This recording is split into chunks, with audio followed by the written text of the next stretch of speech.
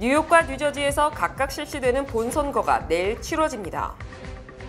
지난 2021년 최초의 뉴욕 시의원으로 당선된 린다 이 뉴욕 시의원이 7일 실시되는 선거에서 재선에 도전합니다. 한국미술국제교류협회가 창립 30주년을 맞아 오는 15일부터 뉴욕에서 한국미술국제대전 뉴욕 특별전을 개최합니다. 지난 3분기 기준 미 전역 15개 한인은행의 대출이 3분기 연속 감소하는 등 대출 절벽이 현실화됐고 순이익은 1년 전보다 무려 27% 급감했습니다.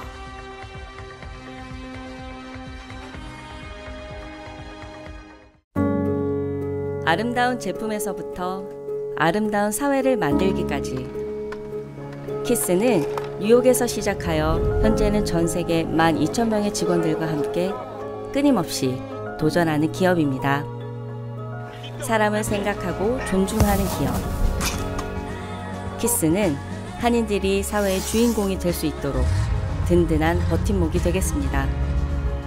글로벌 뷰티 기업 키스.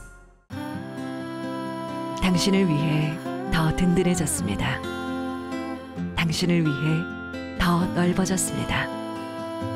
당신의 가능성을 위해, 당신의 비즈니스를 위해 20년 한결같이 사람이 중심이 되는 은행.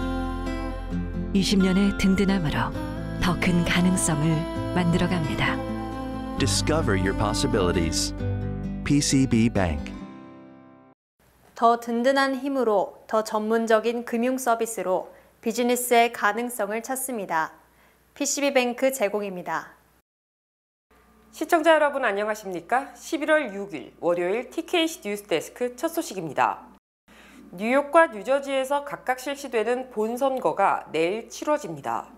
역대 가장 많은 한인 후보들이 출마한 만큼 한인 유권자들의 적극적인 투표 참여가 이들의 당선 여부에 큰 영향을 끼칠 것으로 보입니다.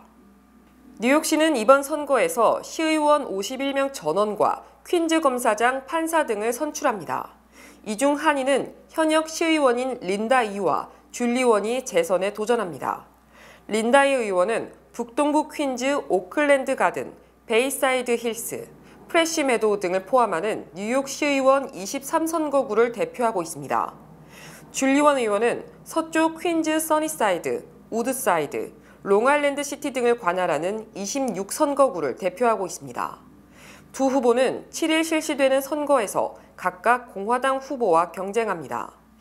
한인 밀집 지역인 플러싱과 머레이힐, 프레시 메도우 등을 포함하는 20선거구에는 현직 샌드라 황 의원이 화이트스톤, 칼리지 포인트, 베이테라스 등을 포함하는 19선거구에서는 현역 비키 팔라디노 의원이 자리를 지켜낼지가 관심입니다.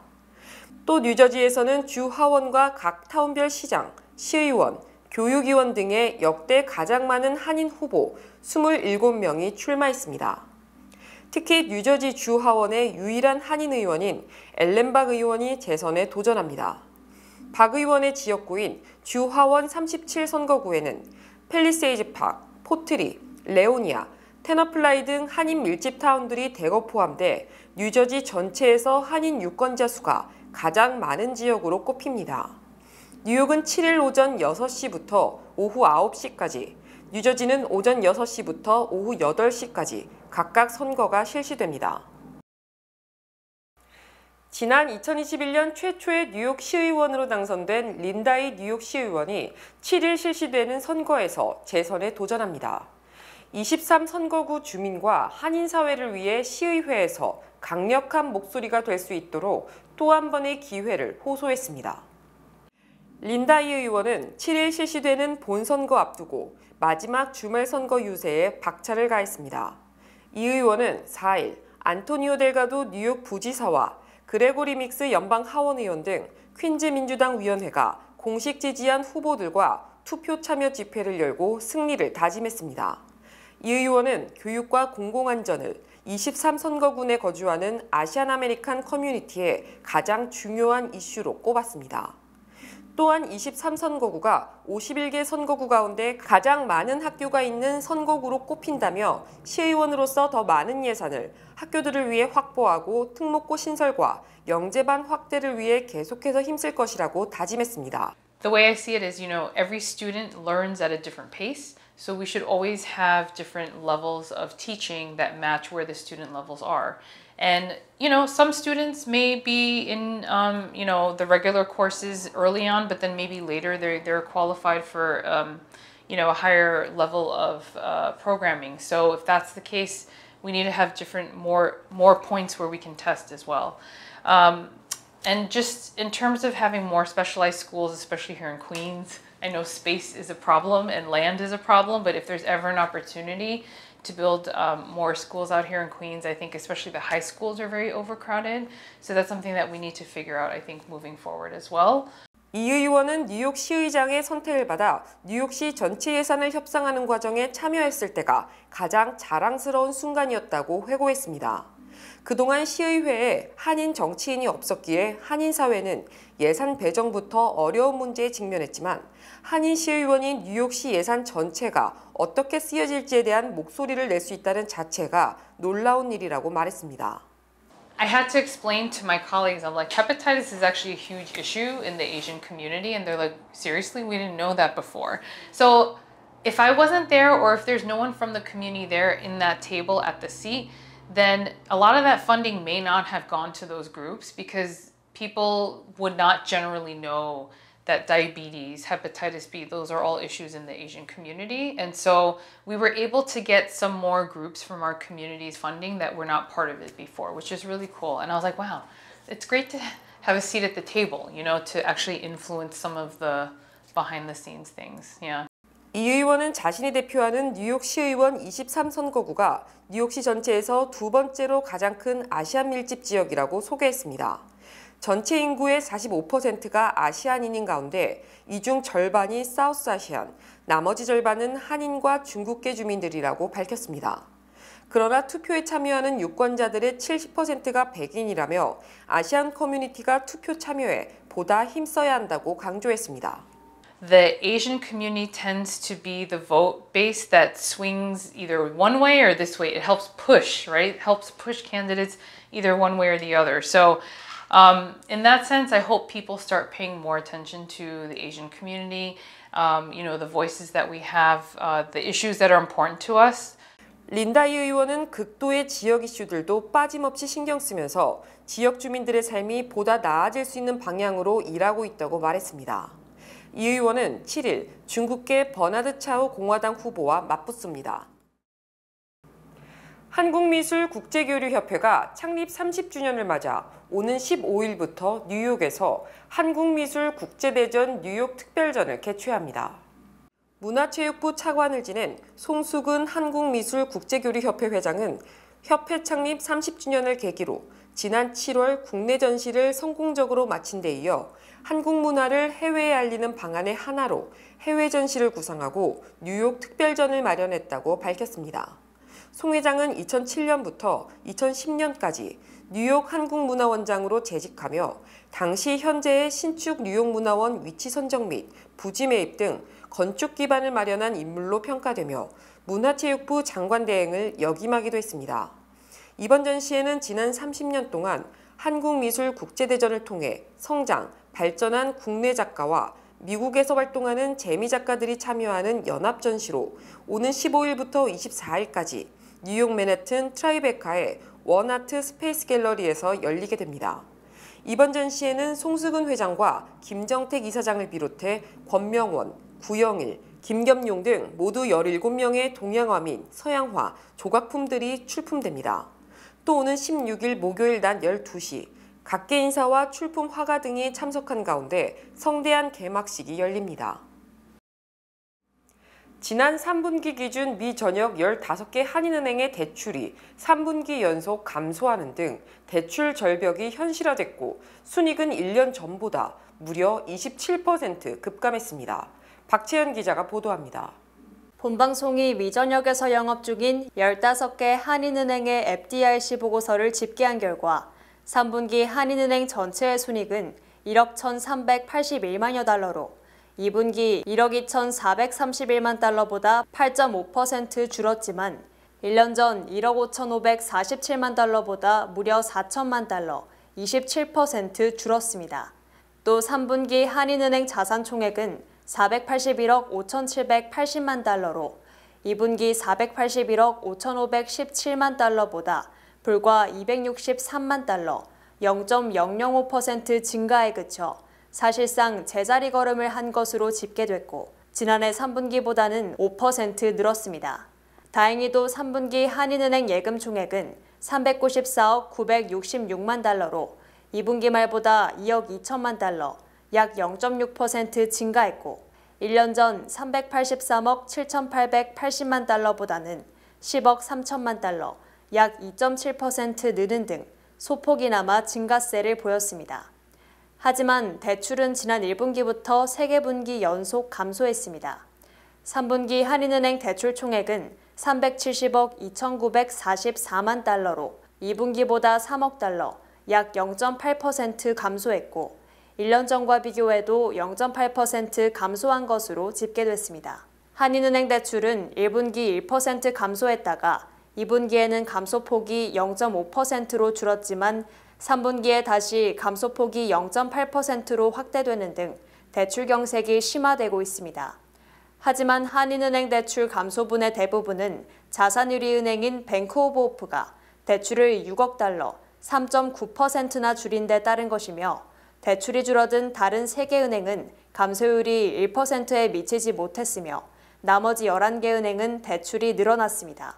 또 3분기 한인은행 손실처리 총액은 5,288만 달러로 2분기 795만 달러보다 무려 6배 이상 증가했고 뱅크 오브 호프는 손실처리액이 2분기보다 20배 이상 늘었습니다. 하지만 한인은행 전체의 부실대출 비율은 0.53%로 지난 1분기 및 2분기보다 낮아졌고 이자 수익이 전혀 없는 무수익 대출 비율도 0.32%로 1, 2분기보다 낮아지는 등 전체적으로 부실은 줄어들었습니다. 또 한인은행들이 대출을 줄임에 따라 예대율은 94%로 2분기 95.3%보다 낮아지면서 자본 건전성이 강화됐습니다. 미국 내 한인은행 전체의 자산은 지난 3분기 제자리 걸음을 했지만 뉴뱅크를 비롯한 뉴욕 지역 한인은행의 자산은 한인은행 중 가장 큰 폭의 증가세를 보인 것으로 조사됐습니다. 뉴욕 지역 한인은행인 뉴뱅크는 3분기 말 자산이 6억 4,525만 달러로 지난 2분기 말 6억 1,298만 달러보다 5.3% 증가했으며 이는 한인은행 전체 증가율 0.005%를 크게 앞지르는 것입니다. KB 하나은행은 3분기 말 자산이 5억 2,676만 달러로 2분기보다 무려 40% 급증, 한인은행 중 자산 증가율 1위에 올랐습니다.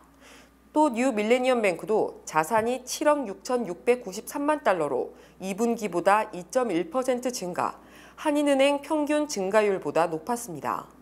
특히 1년 전과 비교하면 KB 하나은행은 44.2%, 뉴밀레니엄은행은 18.6%, 뉴뱅크는 16.2% 증가하는 등 같은 기간 한인은행 평균 자산 증가율 5%보다 최소 3배에서 최대 9배나 더 많았습니다. 순익면에서는 뉴뱅크가 325만 7천 달러를 기록, 한인은행 전체가 8.4% 감소한 것과는 대조적으로 10.4% 증가한 것으로 집계됐으며 이는 우리아메리카은행 47% 증가에 이어 15개 한인은행 중 두 번째로 높은 증가율입니다. 또 뉴밀레니엄은행은 순이익이 185만 6천 달러를 기록했으며 이는 전 분기보다 2.4% 감소한 것으로 한인은행 평균 감소율보다는 낮았습니다. 예금 면에서도 뉴뱅크는 5억 5,512만 달러로 2분기보다 5% 증가, 한인은행 평균 증가율을 크게 앞지른 반면 뉴밀레니엄은행은 2.5% 줄었습니다. 또 대출은 한인은행 전체적으로 줄었음에도 불구하고 뉴뱅크는 2.8%, 뉴밀레니엄은 3.3% 증가했으며 1년 전과 비교해도 각각 10.6%, 19.5% 큰 폭으로 늘어났습니다. 트럼프 전 대통령이 오늘 뉴욕주 맨해튼 지방법원에 출석, 자산 부풀리기 의혹에 대해 증언했습니다. 트럼프 전 대통령은 뉴욕주 검찰이 은행 대출을 많이 받기 위해 자산을 불법으로 부풀린 반면 세금을 적게 내기 위해 자산을 불법으로 줄였다는 혐의로 제소한 데 대해 오늘 법정에서 이를 전면 부인했습니다. 특히 트럼프 전 대통령은 오늘 재판 증언에 미국 모든 언론에 관심이 집중됐음을 감안 이번 증언을 대통령 선거운동으로 활용하려는 모습을 보였습니다. 미국 주요 언론들은 공화당의 압도적 지지를 받고 있는 유력 대통령 후보가 법정에서 증언하는 것은 미국 역사에서 매우 드라마틱하고 놀라운 순간이라고 분석했습니다. 트럼프 전 대통령은 최근 한 달여간 맨해튼 지방법원에 여러 차례 출석, 재판을 지켜봤으며 자신의 소셜미디어에서 앵고론 판사는 악랄하고 엉뚱한 놈이며 급진적 좌파이자 민주당에 의해 통제받는 판사라고 비판, 제재를 받기도 했습니다. 또 이에 앞서 지난주 트럼프 전 대통령의 둘째 아들 에릭 트럼프도 증인으로 출석, 이 재판이 내가 본 재판 중 가장 놀라운 불의 중 하나라며 재판부를 비판했습니다. 한편 오늘 재판에는 트럼프 전 대통령 외에도 개인 변호사로서 포르노 배우 성추행 입막음 사건에 관여했던 마이클 코엔 변호사도 증인으로 출석했습니다. 브루클린 아파트에서 한 노인 여성의 시신이 상자 안에서 발견돼 충격을 주고 있는 가운데 여성의 아들이 그녀를 살해한 혐의로 체포됐습니다. 지난 3일 오후 12시경 한 사회복지사가 브루클린 플래프시 아파트에 위치한 67세 셸리 하워의 집을 방문하던 중 상자 속에서 그녀의 시신을 발견해 경찰에 신고했습니다. 이후 수사관들이 현장에 방문해 67세 셸리 하워의 시신이 담긴 상자를 수거하는 모습이 목격됐습니다. 여성의 시신 중 특히 머리에는 심한 외상의 흔적이 있었던 것으로 전해집니다.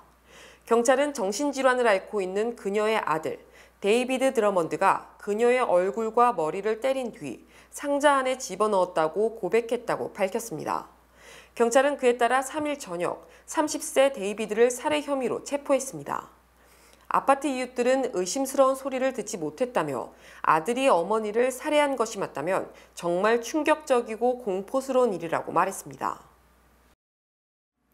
뉴욕시 거리로 흘러나오는 정체불명의 녹색 슬라임이 카메라에 포착돼 2,500만 조회수를 기록하며 궁금증을 자아내고 있습니다. 지난 2일 다니엘 판텔로가 소셜미디어 X에 게시한 영상에는 뉴욕시 거리로 흘러나오는 녹색의 슬러지가 담겨 있습니다. 세계무역센터 인근에서 촬영된 이 영상에서는 형광빛 슬러지는 배수구에서 새어나와 부글부글 끓으며 거리로 퍼져나가고 있습니다. 사람들은 슬러지를 무관심하게 지나치기도 하고 군중을 형성해 이를 지켜보기도 합니다. 사람들은 소셜미디어에서 이 녹색 슬러지는 마치 스파이더맨과 그린 고블린 대결의 여파와 같다고 표현했습니다. 이처럼 녹색 슬러지의 정체에 대한 궁금증이 커지는 가운데 미국 국립공원관리청은 이 슬러지는 완전히 무해하며 배관공이 배관 및 하수 시스템의 누수를 감지하기 위한 염료 추적을 하는 과정에서 발생한 것이라고 설명했습니다. 지난 3월 브루클린 프로스펙트 하이츠역의 입구에서도 비슷한 녹색 슬러지가 목격된 바 있습니다. 당시에도 해당 액체가 무해한 염료인지 해로운 부동액인지 초자연적 현상인지에 대한 의견이 분분했지만 MTA는 의견 모두를 부인하며 논란을 일축했습니다. 앞서 2017년 고테미스트는 미드타운에 흐르는 녹색 액체에 대한 기사를 통해 액체가 부동액이라면 액체와의 접촉은 사람과 동물 모두에게 치명적일 수 있다고 경고했습니다. 다니엘 판텔로는 후속 게시물로 자신은 이 물질이 방사성 수액이라고 믿는다고 말했습니다. 연방정부가 맨해튼 이에비뉴 전철 확장 공사에 34억 달러를 지원하기로 확정했습니다. 피트 부티지지 연방교통부 장관과 캐시 호컬 뉴욕 주지사, 찰스 슈머 민주당 연방상원 원내대표 등은 지난 3일 오전 맨해튼 할렘에서 이에비뉴 전철 확장 공사 자금 지원 서명식을 갖고 연방 예산 34억 달러 지원을 발표했습니다. 이에비뉴 전철 확장 공사는 큐전철을 96스트릿에서 이스트 할렘으로까지 확장하고 할렘의 메인 도로인 125스트릿을 가로질러 456호선 전철과 메트로노스를 교차하도록 하는 공사입니다. 특히 이 공사는 지난 1930년대 라거디아 시장이 처음 제안한 것이며 이스트할렘 지역 주민들이 80여 년 이상 기다려온 수건 사업이어서 더욱 의미가 큽니다. 찰스 슈머 원내대표는 이에비뉴 전철 이야기를 해보자. 돈이 여기에 있다. 우리는 전철을 확장할 것이며 우리는 이 전철을 타면 된다. 연방정부 역사상 가장 큰 자본 투자라고 강조했습니다. 이 공사는 아직 착공일자가 정해지지는 않았지만 공사 완료 때까지 약 8년이 걸릴 것으로 예상됩니다. 타이슨푸드는 자사의 공룡 모양 치킨 너겟 제품에서 금속 조각들이 발견됐다는 소비자의 제보를 받은 뒤 약 3만 파운드의 제품에 대한 리콜을 결정했습니다. 이번 리콜은 29온스 비닐 패키지에 담겨있는 완전히 조리된 펀 너겟, 빵가루 입힌 모양의 치킨 패티의 냉동 너겟 제품 중 소비기한이 2024년 9월 4일까지인 제품들에 해당하는 조치라고 관계자는 말했습니다. 해당 제품들은 엘라바마, 캘리포니아, 일리노이, 켄터키, 미시간, 오하이오, 테네시, 버지니아 및 위스콘신에서 판매되었습니다. 미국 농무부에 따르면 문제 제품들에는 작은 금속 조각들이 들어가 있으며 한 건의 경미한 구강 부상이 보고됐습니다. 미국 농무부는 해당 너겟 제품을 구매한 사람들은 이를 버리거나 구입한 곳에 반품해야 한다고 말했습니다. 또는 너겟 포장지에서 UPC와 날짜 코드를 잘라내고 1-855-382-3101로 전화하거나 문자를 보낼 것을 권고했습니다. 한편 아칸소에 본사를 둔 타이슨푸드는 세계에서 두 번째로 큰 육류 가공업체입니다. 내년 대통령 선거의 향방을 좌우할 6개 경합주 여론조사에서 트럼프 전 대통령이 바이든 대통령을 5대1로 크게 앞선 것으로 나타났습니다. 시에나 칼리지가 지난달 22일부터 지난 3일까지 6개 주에서 3,600여 명의 유권자를 대상으로 실시한 트럼프 대 바이든 양자 대결에서 트럼프 전 대통령이 5개 주에서 바이든 대통령을 앞섰습니다. 트럼프 전 대통령은 네바다와 조지아주, 아리조나, 미시간, 펜실베니아 등 5개 주에서 바이든 대통령을 따돌린 반면 바이든 대통령은 위스콘신주에서만 2%포인트의 소폭 격차로 우세를 보였습니다.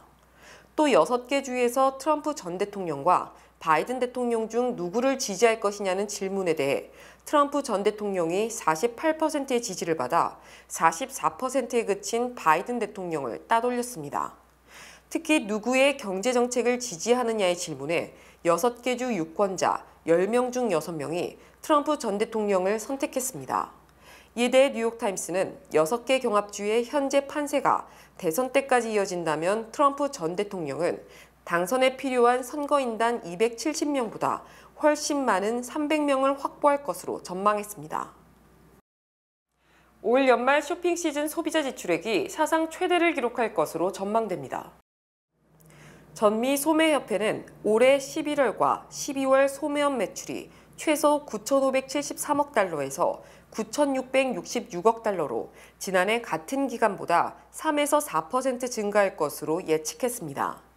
지난해 연말 매출이 전년보다 5.4% 늘어난 것을 비롯해 최근 10년간 평균 5% 매출이 증가한 것을 감안하면 올해 매출 증가율은 다소 낮은 것입니다. 특히 팬데믹 기간 중 연방정부의 현금 지원으로 2020년에는 9.3%, 2021년에는 13.5% 급증한 것에도 미치지 못하는 수준입니다. 하지만 UPS, 페덱스 등 택배업체들이 연말 소포 배달이 급감할 것으로 예상하는 등 일부의 침체 우려를 고려하면 소매협회의 전망은 매우 긍정적인 것으로 풀이됩니다. 경제 전문가들은 견고한 고용시장과 높은 임금 상승 등이 소비 지출을 늘리는 데 도움이 되고 있다고 분석했으며 학자금 대출 상황 재개, 신용카드 연체율 상승 등이 소비 지출을 위축시킬 수 있다고 경고했습니다. TKC 뉴스는 잠시 후 2부에서 계속됩니다. 뱅크 오브 호프가 뉴욕 진출 25주년을 맞이했습니다. 고객과 커뮤니티의 끊임없는 성원에 감사드립니다. 본 프로그램은 희망을 설계하는 전문가들의 은행 뱅크 오브 호프 후원입니다. 주요 단신 전해드립니다. 윤석열 대통령이 한국 시간 6일부터 공매도를 금지시키자 한국 코스피 지수가 하루새 134포인트나 폭등했고 환율이 3개월 만에 1,300원대 이하로 폭락했습니다. 샌디에고 파드레스의 김하성 선수가 한국 선수로는 처음으로 메이저리그 최우수 외야수 선수로 선정돼 골든글러브를 수상했습니다. 어제 맨해튼에서 열린 제52회 뉴욕 마라톤 대회에서 에티오피아 출신 타미라트 톨라가 2시간 4분 59초로 남자부 우승을 차지했습니다. 뉴저지주 로셀파크 경찰이 지난 1일 60대 한인 여성 2명과 20대 한인 여성 1명 등 3명을 마사지샵에서 불법 성매매를 해온 혐의로 체포했습니다. 뉴욕 총영사관이 지난 1997년부터 2001년까지 부정수표 단속법 등으로 입건돼 기소 중지된 재외국민을 대상으로 오는 12월 31일까지 특별 자수기간을 운영합니다. 지난 4일 새벽 6시쯤 롱아일랜드 웨스트 이슬립의 한 주택에서 불이 나 24세 남성과 16세 남성 등 형제가 숨지고 50대 2명이 중상을 입었습니다. 미국 부호들이 앞다투어 개인 소득세가 없는 플로리다주로 이주하는 가운데 세계 최대 부호로 꼽히는 아마존 창업자 제프 베이조스가 시애틀을 떠나 마이애미로 이사할 계획이라고 스스로 밝혔습니다. 세계적 여론조사기관인 갤럽이 중국에서 사업을 철수하기로 결정한 가운데 이는 여론조사 결과에 불만을 품은 중국 정부의 압박 때문이라는 분석이 제기됐습니다.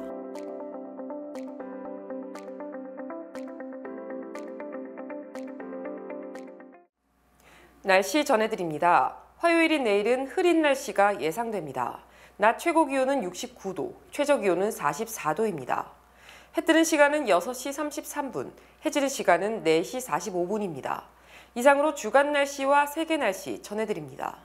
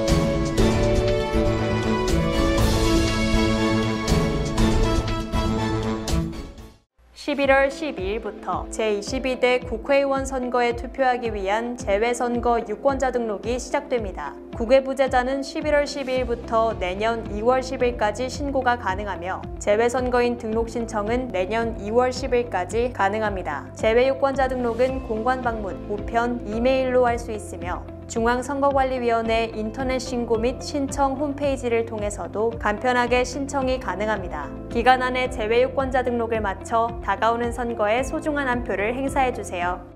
재능 있는 한인음악가의 데뷔 무대를 열어주는 한국음악재단 주최 테너 존 노 리사이틀이 오는 11월 18일 오후 7시 30분 카네기홀 젠켈 홀에서 열립니다.